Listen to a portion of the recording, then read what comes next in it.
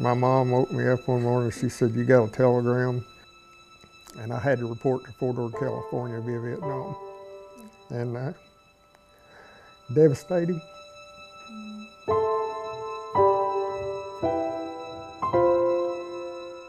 No amount of words or pictures can describe what Gary Cook experienced as a mechanic in Vietnam. God saw me through every bit of that, and that made me recognize His power. There's power in healing, which for Cook began when he found himself in Nicaragua years later. I didn't want to be there. I felt like that I couldn't contribute. That first trip, I think he was a little antsy, for lack of a better word. His wife Trish wanted to go on a mission trip to Nicaragua. He kept saying, "This is so much like Vietnam, so much like Vietnam." All the kids were running around, little naked babies and things like that, you know, were so much like he saw in the past. But often it's our past that molds our future. When a man asked Cook what he did for a living, it paved the path for the rest of his life. I said, "Lou, as a mechanic." I said, "I worked on fleet equipment." And he just started, and a big tear rolled down his cheek.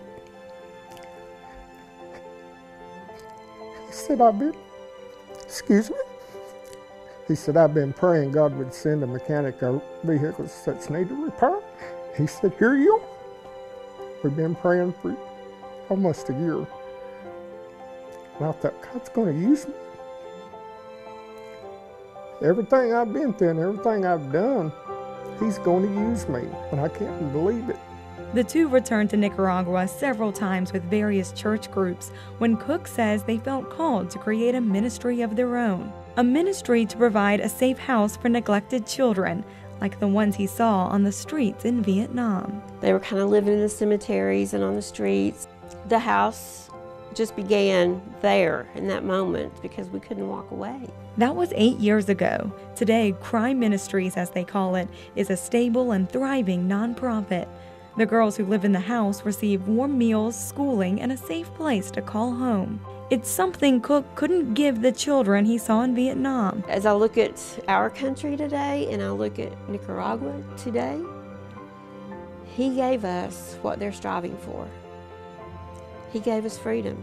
And even if he doesn't see it, I feel as far from being a hero as I guess as anybody.